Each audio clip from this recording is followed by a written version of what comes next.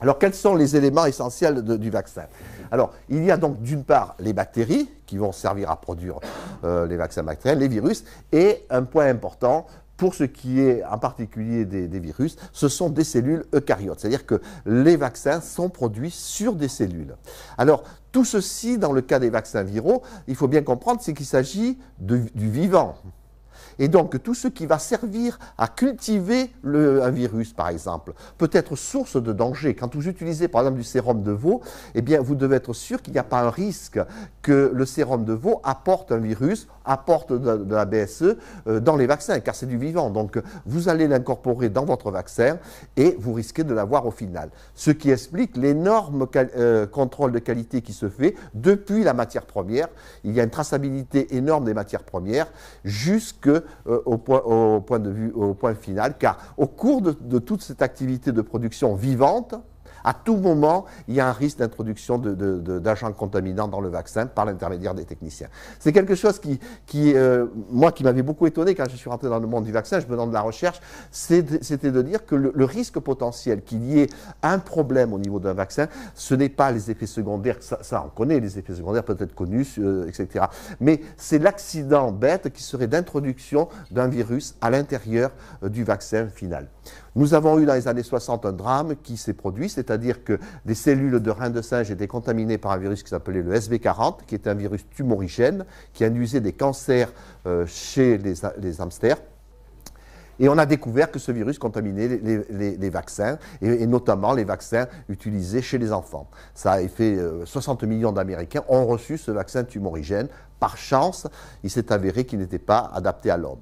Mais ça avait été une grande crainte, et depuis cette date-là, 60, c'est l'obsession permanente qu'ont les industriels qu'une catastrophe identique puisse arriver. Ça s'est reproduit, ça se reproduira, des agents contaminants. Très récemment, on a découvert dans le vaccin rotavirus de JSK, un circovirus d'origine porcin. Par chance, encore une fois, ce circovirus n'était pas pathogène par l'homme, il avait été apporté par une matière première, en l'occurrence la trypsine. Donc vous voyez que lorsqu'on parle de vaccin, il ne faut pas seulement parler du principe actif.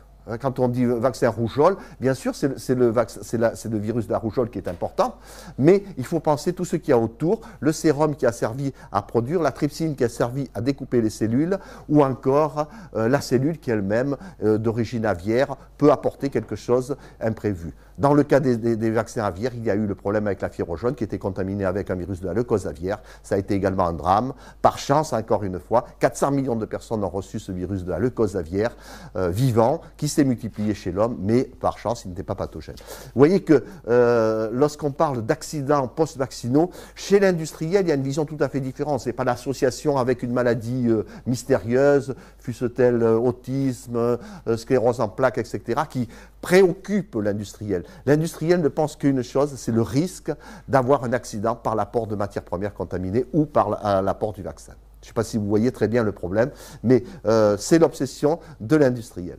Suivant. Et puis, il y a également des cellules hétéroploïdes. Alors, la cellule hétéroploïde a été une étape essentielle, mais pose encore énormément de questions. Ça aussi, c'est une réflexion qu'il faut avoir. Par exemple, la cellule MDCK. La cellule MDCK voudrait être utilisée pour la production du vaccin contre la grippe. C'est un excellent support de production du vaccin contre la grippe, mais elle est tumorigène. Et le grand débat philosophique qu'il y a, peut-on utiliser une cellule tumorigène pour faire un vaccin destiné à des enfants ? Je peux vous dire qu'au niveau des autorités, c'était une énorme discussion, au niveau d'industriels aussi. Certains disent les quantités d'informations génétiques, c'est-à-dire d'ADN, étant extrêmement faibles, il n'y a aucun risque. Certains disent oui, mais attention, on vaccine des enfants à 5 ans, à 1 an, et dans 50 ans, qu'est-ce qui va se passer, quoi. Donc, avant d'accepter une cellule comme ça, le débat est très ouvert. C'est actuellement ce qui se passe aux États-Unis avec le vaccin de la grippe produit sur MDCK par la société Novartis.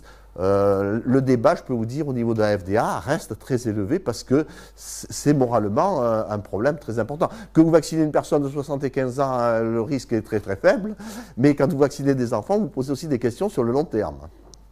Ouais, j'ai rien contre, je ne veux pas dire qu'il faut éliminer avec le vaccin les personnes de plus de 75 ans, quoi. Alors, l'étape suivante, c'est l'inactivation. Donc, je reviens au concept de départ. des vaccins vivants atténués, ça on n'en parle plus, c'est par exemple la rougeole, les oreillons, la rubéole, la fièvre jaune, etc. Vous les connaissez bien. Et puis les vaccins inactivés. Dans ce cas-là, il y a une étape essentielle, cruciale, l'inactivation. Là également, je vais vous raconter une petite anecdote qui était quand même pas anecdotique du tout. Mais enfin, c'est en 1955, lorsque le premier vaccin contre la polio a été mis au point par Jonas Salk. Vous connaissez tous le vaccin Jonas Salk, c'est l'IPV, quoi. C'était une énorme révolution. C'était le premier vaccin qui était produit sur des cultures de cellules. Était produit sur des cellules de reines de singe. Ça avait été une histoire extraordinaire. Vous savez que le jour où Jonas Salk a annoncé ce succès, toutes les cloches des États-Unis se sont mises à sonner. Ça a été un jour de liesse plus important que la fin de la guerre, quoi. Et donc ce vaccin très, très important, malheureusement il y a eu un drame qui a suivi quelques temps après, un vaccin produit par les laboratoires Cutter était mal inactivé. Et il y a eu plus de 270 enfants qui ont contracté la polio, dont plusieurs sont décédés. Vous voyez que des fois on a des sueurs froides quand on fait de la production. Le vaccin mal inactivé, Cutter, ils ont disparu, quoi. Si quelqu'un, ça arrive, si demain un vaccin rage est mal inactivé, Sanofi, ils s'en vont, quoi. Ah ben attendez. Bon, attendez, ouais, non, vous savez, c'est arrivé pour le vaccin rage. C'est arrivé au Brésil, où il y a eu plusieurs dizaines de personnes qui sont mortes de rage, hein. Alors, petite histoire, concernant la fièvre jaune, c'est assez intéressant parce que ce qui s'est passé, c'est que pendant la guerre, l'armée américaine avait décidé de vacciner tous ses soldats qui partaient, ainsi que les Anglais. Les Français, non, mais j'ai de peine à avoir beaucoup, c'est pour ça.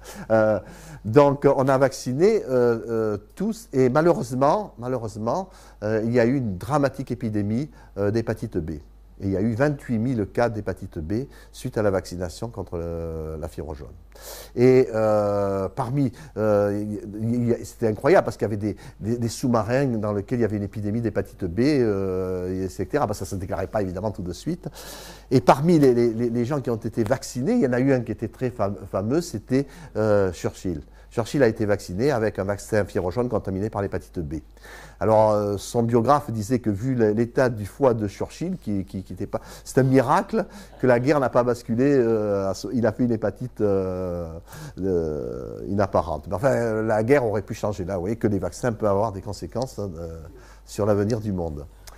Maintenant, rapidement, pour finir, je vais vous dire comment faire un vaccin. Alors, c'est ça qui est très intéressant, parce que comment faire un vaccin, c'est qu'on ne sait pas le faire. Non, mais surtout qu'à la télé, ça va passer partout, ça. Non, mais vous allez diffuser, comme ça tout le monde va savoir que j'ai sorti l'année, non? Bon. Bon, comment faire un vaccin? Alors, c'est ça qui est le plus intéressant, c'est qu'il n'y a pas de recette. Chaque fois qu'il y a un virus nouveau qui arrive, c'est un problème. Comment développer un nouveau vaccin? Le meilleur exemple, c'est le VIH. Quand le VIH est arrivé, en 2004, Robert Gallo et toute l'équipe américaine avaient dit « On a le virus, dans 2 ans, on a le vaccin. » Banal, on va cloner l'AGP 120 et puis on va faire un vaccin. 30 ans après, il n'y a pas de vaccin. Et c'est ça qui est assez intéressant, c'est qu'il n'y a pas de solution miracle pour produire un vaccin. On ne sait pas vraiment comment. Historiquement, c'est qu'un vaccin qui ne marche pas dès le début, on n'arrive pas à le faire marcher par la suite. On a par exemple le paludisme, ça fait X années. L'herpès, les premiers vaccins herpès qui avaient été faits dans les années 60, l'herpès, ça ne marche toujours pas. Je ne vous parle pas de la syphilis, etc.